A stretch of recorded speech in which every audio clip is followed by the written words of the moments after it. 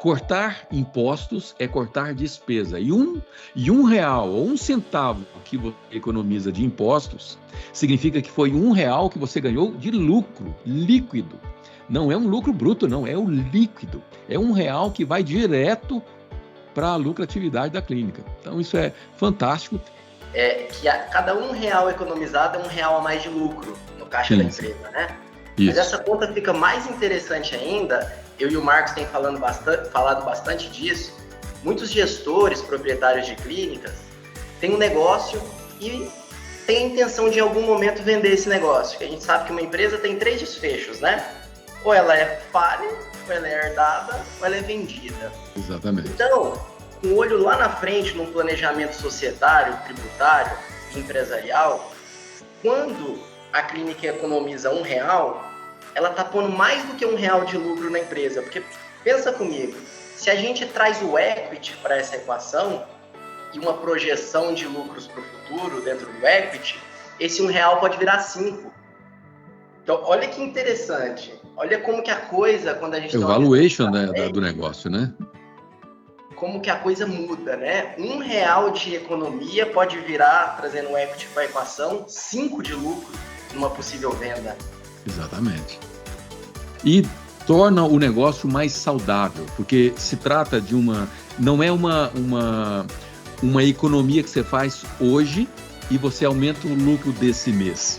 É uma economia que ela é progressiva, ou seja, você vai economizar aquela despesa, porque imposto é uma despesa, né? Não é um custo. O imposto não te ajuda a produzir o serviço. O imposto é uma despesa que você precisa para poder ter a operação funcionando. Não faz parte do custo para se produzir alguma coisa. Imposto não se produz nada. Quem vai usar esse recurso é o governo, que vai produzir o crescimento do país, óbvio, não é disso, mas para o negócio, o imposto não produz nada, é só despesa, é só retirada de dinheiro. E essa retirada é hoje, mês que vem e depois, e ela é proporcional ao que se vende. Mas se você tira 1% do seu imposto, é 1% de tudo que você vende no bruto. Então, se a clínica fatura, por exemplo, 50 mil esse mês e 250 mil no mês que vem, é 1% de cada proporcionalidade da venda. Ou seja, é recorrente a economia e essa recorrência cai diretamente no lucro. Então, é fundamental, é um tema muito importante e impacta no valuation, como você falou. E fiquem à vontade aí para poder compartilhar esse assunto, que eu tenho certeza que vocês vão agregar bastante à nossa audiência. E eu já deixo a pergunta para você poder discorrer à vontade. O Simples Nacional é simples mesmo? Boa pergunta, Marcos. O Simples Nacional, ele é simples. Ele é simples na forma de fazer o pagamento, na forma de fazer o recolhimento dos impostos, porque você tem uma única guia, então esse pagamento ele é facilitado, ele é simplificado. Agora, de simples, ele não tem nada em relação a planejamento tributário. Porque quando a gente fala de planejamento tributário, o Simples Nacional nem sempre é tão simples, porque nós temos nele 5 anexos. Então, muitas vezes, um mesmo segmento como a odontologia pode se enquadrar tanto no anexo 3 quanto no anexo 5. E identificar em qual anexo é mais vantajoso de se enquadrar é uma tarefa que nem sempre é simples. É uma tarefa que exige aí o auxílio de um contador especializado, de um advogado tributarista especializado, porque é uma decisão que pode economizar metade do imposto. Essa decisão ela pode reduzir metade da carga tributária. Metade, por exemplo, né? No caso do Simples, de qual anexo a sua clínica vai se enquadrar? Porque é muito representativo, gente. Não é, Guilherme? Isso, Marcos. Por exemplo, aqui no anexo 3, a alíquota ela começa em 6%. No anexo 5, ela começa em 15,5%. né? É claro que nós temos valores de dedução que são diferentes, mas a redução é muito considerável, Marcos. E muitas vezes, como a gente falou na nossa última live, quem teve presente já pegou essa sacada. Agora, quem não estava presente vai ter a oportunidade de ter essa verdadeira consultoria aqui hoje. Muitas vezes, a clínica ela deixa de se enquadrar no anexo 3, que é mais vantajoso, simplesmente porque a folha de pagamento dela não chega em 28%. Esse é o requisito, né? Para você se enquadrar no anexo 3, você tem que ter lá o fator R, a folha de pagamento chegando em 28% do faturamento daquela clínica. Muitas vezes não chega, e aí a clínica já joga a toalha, por falta de orientação, se enquadra no anexo mais caro. E isso tudo é passível de ajuste, Marcos, com planejamento tributário, porque, por exemplo, se a folha da clínica não chega em 28%, em alguns casos a gente consegue ajustar o prolabore dos sócios, né, que entra no cálculo da folha de pagamento, e aí a gente consegue fazer folha de pagamento mais prolabore dos sócios bater nessa margem de 28% e permitir esse enquadramento. Aí alguém que está nos ouvindo pode dizer, mas prolabore tem imposto de renda. Sim, tem imposto de renda. Mas quando a gente fala de uma alíquota que é metade da outra, muitas vezes o imposto de renda ele vale a pena ser pago, porque mesmo assim fica mais vantajoso. Então, é caso a caso. Tem que pegar o caso daquela clínica, analisar o faturamento mensal dela, analisar o valor, né, o fator R, o valor que ela despende mensalmente com folha de pagamento e identificar. A gente sempre brinca aqui no escritório que os números são verdade absoluta, né? Os números dizem qual regime. Muitas vezes a pessoa diz assim, mas o meu contador disse que para minha empresa o melhor regime tributário é tal regime. Com todo respeito, quem diz isso não é o contador, não é o advogado, quem diz isso são os números. Tem que planilhar, tem que fazer conta, fazer aqui a gente chama de diagnóstico tributário. Faz o levantamento de todas as informações contábeis da empresa, faz um diagnóstico contábil e são os números que vão dizer se aquela empresa vai ficar no Simples Nacional, no anexo 5, ou no Simples Nacional, no anexo 3, ou migrar para o lucro presumido. São os números que dizem. É sem achismo, né? Tem certas coisas onde nós temos que abandonar o achismo, abandonar a percepção. São decisões, como você bem disse, matemáticas. Né, Guilherme? Não adianta, porque a maioria faz assim. Então, isso não quer dizer que essa maioria esteja correta para a sua situação, né, para as características da sua clínica. E aí que o diagnóstico se torna fundamental, né? Como a gente está falando para profissionais da classe de saúde, né, odontólogos e médicos, é o diagnóstico. Vocês não iniciam um tratamento num paciente sem diagnosticar efetivamente a necessidade, né, a causa e qual é a cura, qual é o tratamento necessário. É a mesma coisa nessas questões, né, Guilherme, nas questões tributárias. O diagnóstico é fundamental, porque clínicas que têm supostamente a mesma característica podem ser muito, muito diferentes quando formos pensar nessas classificações tributárias ou caminhos tributários a serem seguidos. Certo, Guilherme? Perfeito. E tem uma coisa, Marcos, que muita gente não conhece. No direito, principalmente no direito tributário, a gente estuda que existem dois conceitos: a elisão fiscal e a evasão fiscal. Evasão fiscal é crime, é sonegação, né? A elisão fiscal está dentro da lei e é permitido. Qual que é a diferença delas? Evasão fiscal é você simplesmente deixar de pagar, você sonegar imposto, você enganar o fisco. Okay. Elisão fiscal é você, através de um planejamento e de uma estratégia bem formatada, você adotar um caminho legal, que está previsto dentro da lei, que você vai pagar menos impostos. Eu vou te dar um exemplo que traz bem esse contexto assim, para que as pessoas entendam. Outro dia eu estava ouvindo uma palestra de um consultor tributário norte-americano, dos Estados Unidos. Ele estava contando uma parte da estratégia de elisão fiscal do Elon Musk, né? Que é um dos homens mais ricos do mundo. Olha que interessante. Como que funciona parte da estratégia do planejamento tributário, da assessoria tributária dele? Ele não recebe renda, ele tira pouquíssimo prolabore. Sabe como ele faz? Por quê? Renda é tributável. Então, se ele vai lá na empresa dele, na Tesla, na SpaceX, na Neuralink, e ele recebe renda, ele vai ser tributado essa renda.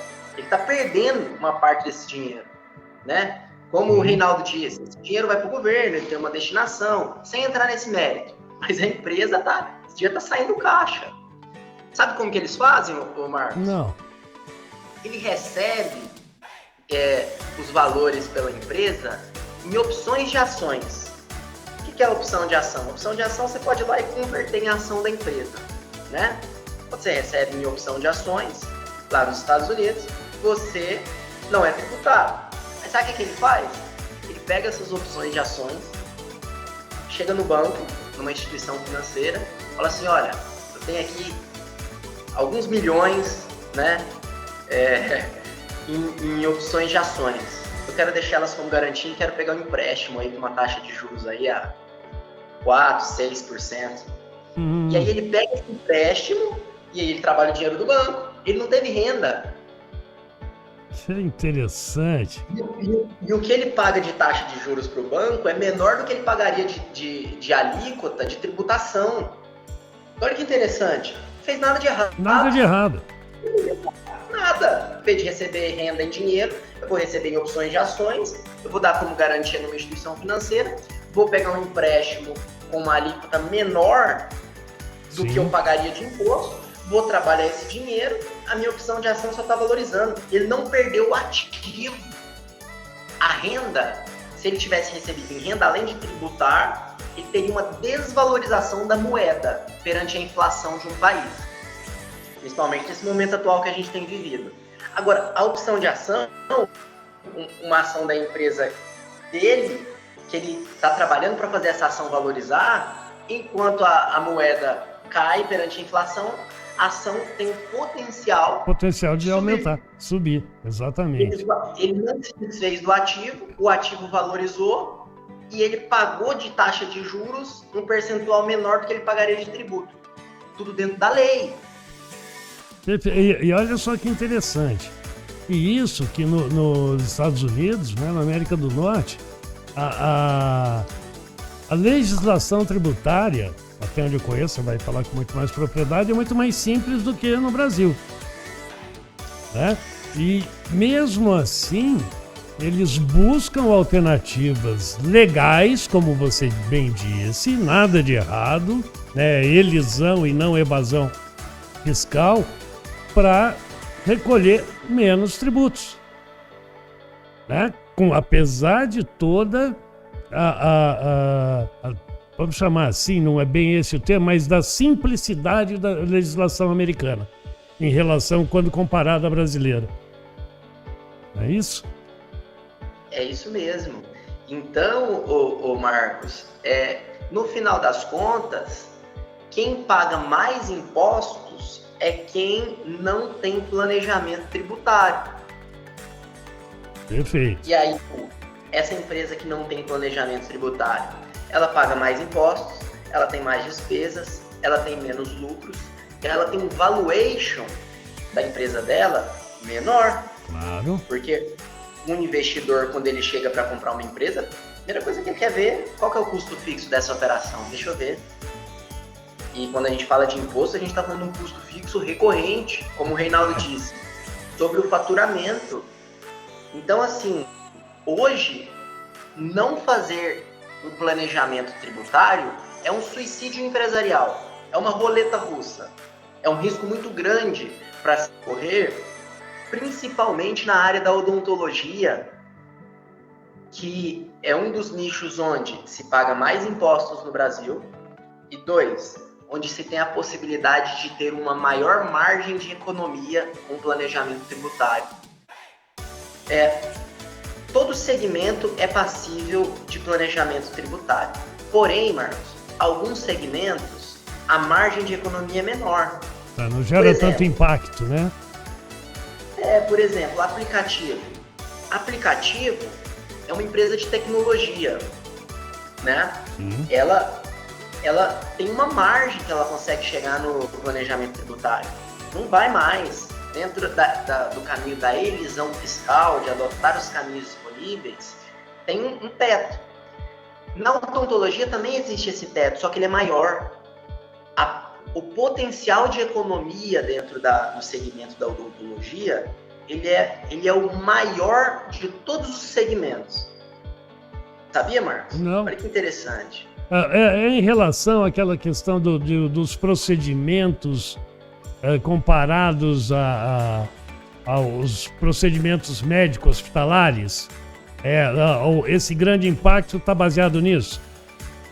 Sim, está baseado nisso. Isso foi uma conquista, né? Isso foi uma conquista.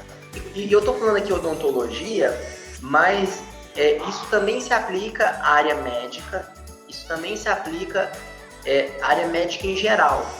Estou falando aqui de odontologia porque é o nosso foco aqui hoje, né? Mas a área de saúde em geral tem esse potencial de economia tributária muito grande. Que bacana. E essa conquista, Marcos, essa conquista de ser reconhecido como serviço hospitalar para a odontologia, essa foi uma luta, foi um embate no judiciário por anos, esforço de muitos profissionais, contadores, advogados, empresários do segmento odontológico, que lutaram no judiciário para conseguir essa possibilidade. Já tem muitas clínicas que já estão usufruindo disso, já estão com a sua margem de lucro muito maior, e outras que ainda não perceberam a importância. Já tentaram a isso, né, essa possibilidade. Até dois aspectos, dois comentários que você fez que eu acho bastante relevantes. O primeiro é que essas possibilidades tributárias também se estendem à área médica. Imagino eu que são com aqueles procedimentos feitos em consultórios, em clínicas, assemelhados a procedimentos que seriam feitos no hospital, né? Tal Sim. qual dos procedimentos odontológicos. É nisso que se assemelham e podem se utilizar dessas questões fiscais. É isso?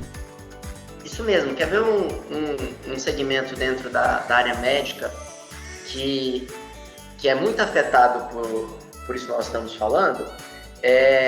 O pessoal da dermatologia. Os dermatologistas, eles fazem procedimentos.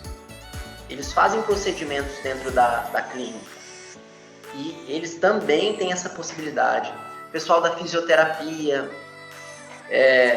o pessoal da cirurgia plástica, enfim, tem uma série de segmentos dentro da área médica, dentro da área da saúde, que tem essa possibilidade de fazer essa redução tributária através de um planejamento correto. Legal. E a outra pergunta que eu te faria, você falou de que ainda existem muitas clínicas, né, que não se atentaram a essa possibilidade de ganhos fiscais, né, completamente legais. Como isso é divulgado no Brasil? As associações de odontologias, as associações médicas, enfim, pelo que você percebe, que você está inserido diretamente nesse contexto, elas promovem esse tipo de disseminação dessas informações? Marcos, até certo ponto sim, tá? Até certo ponto, algumas instituições promovem essas informações. A questão questão não é suficiente para que essa informação chegue a todos os profissionais. Principalmente por uma questão, a vida do empresário, ela é uma vida corrida. Ela é uma jornada, muitas vezes, solitária.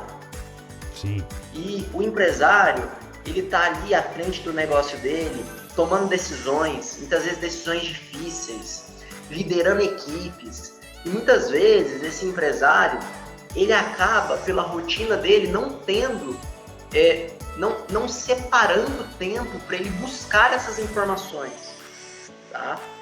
E por conta disso, ele acaba não tendo acesso. Então eu vejo que são duas questões. Uma, a divulgação não é suficiente para alcançar a todos. Para permear tudo. E do lado do próprio empresário, muitas vezes ele não dedica tempo suficiente para buscar essa informação. E colocaria aí um terceiro fator, que é nível de consciência do mercado. Lá nos Estados Unidos, é muito mais comum o planejamento tributário.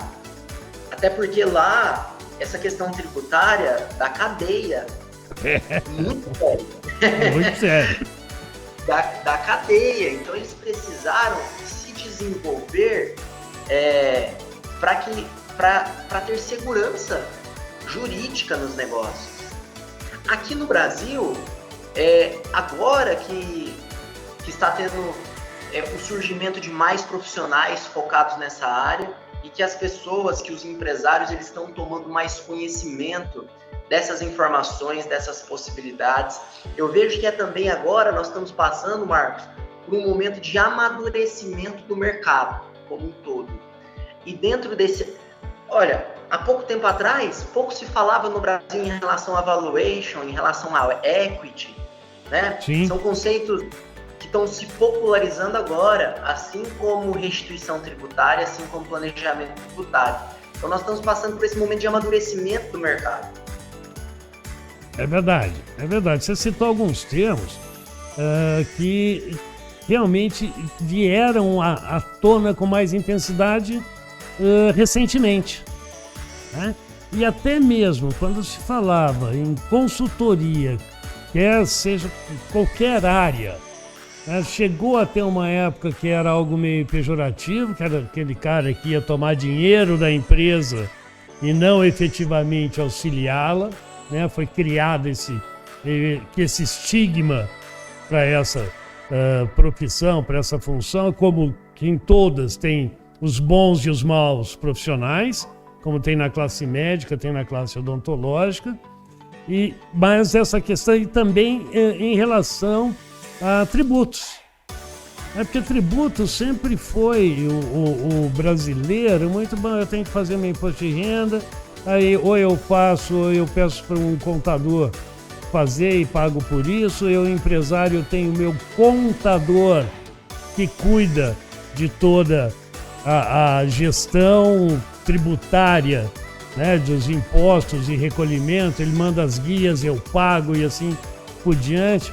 Foi, eu acho que muito amadorismo durante muito tempo. Se bem que essas conquistas, você diz, são mais recentes, mas houve esse amadorismo dos empresários e, como você bem disse, grande parte deles não tem a possibilidade de se aprofundar em determinados temas, porque ele tem que estar lá o dia todo na operação. E mais do que isso, até o poder é solitário, né? É uma frase que se fala muito, né? O empresário, muitas vezes, ele fica sozinho para tomar todas as decisões, às vezes por vaidade, se achando autossuficiente. Eu entendo disso também, né? E esse entendo disso também é muito vago, muito perigoso. Marcos, tem um outro elemento também que impede o crescimento do empresário, que impede ele de realizar o planejamento tributário, que são as crenças. Muitas vezes, o empresário está ali tão envolvido na operação dele e com essa alta carga tributária, muitas vezes a operação está com uma margem de lucro pequena, ele olha para aquela margem de lucro e fala assim, poxa, mas se eu tiver que contratar um consultor tributário, vou reduzir minha margem de lucro, que já não está como eu gostaria, talvez vou ter que reduzir. Pensa que vai estar gastando mais, né? Pensa que está gastando mais, então ele tem a crença, não é o momento, não é o momento, vou deixar isso para o futuro, quando eu tiver mais margem de lucro. É muito comum, Marcos, muito comum, mas é uma crença equivocada. Por quê? É justamente nesse momento que a margem de lucro está pequena, que a margem de lucro está apertada, que ele precisa de um consultor tributário, porque o serviço que vai ser realizado, ele se paga e sobra. Não vai ser um custo a mais, pelo contrário, vai gerar uma economia, que essa economia paga o custo do consultor tributário e ainda sobra ainda para a empresa. É interessante que nesses momentos de margens baixas, o empresário tende a ficar olhando as formiguinhas, né, olhando os pequenos despesas, pequenos custos, e sem atentar aos elefantes que estão passando atrás, são aquelas oportunidades com algum investimento, é claro, como você bem disse, mas que vai trazer ganhos enormes, muito mais representativos para esse aumento de margem. E o empresário, via de regra, lógico, né? Ou não via de regra, mas uma boa parte deles, não, eu preciso cortar cafezinho, né? Que é aquele extremo que a gente fala de alguns empresários. Não, na minha clínica, agora eu vou baixar a qualidade do copinho que o meu paciente toma água. Enfim, começa a olhar as formiguinhas e perdendo a oportunidade enorme, né, com os elefantes que estão aí à disposição, que geram grande impacto efetivamente, né? E já que a gente está falando de mindset, Marcos, né, de mentalidade, bem mindset mesmo, de crenças, e que o tema da nossa live hoje é para falar também sobre o regime do Simples Nacional, eu quero trazer aqui também uma outra crença que muitos empresários, muitos contadores têm e que limitam o potencial dessa empresa e muitas vezes faz ela pagar mais impostos do que ela deveria. Existe uma crença, Marcos, que é assim, ó, um dos critérios para sair do lucro, para sair do Simples Nacional e para o lucro presumido é a questão do valor, né? Até 4 milhões e 800 mil reais de faturamento anual, você pode ficar no Simples Nacional. Passou disso, você compulsoriamente precisa ir para o regime tributário do lucro presumido. Olha o equívoco de interpretação da nossa legislação. Muitos empresários e contadores pensam, poxa, o meu faturamento hoje é menor que 4 milhões e 800 mil reais. Vocês acreditam que fatura 1 milhão por ano?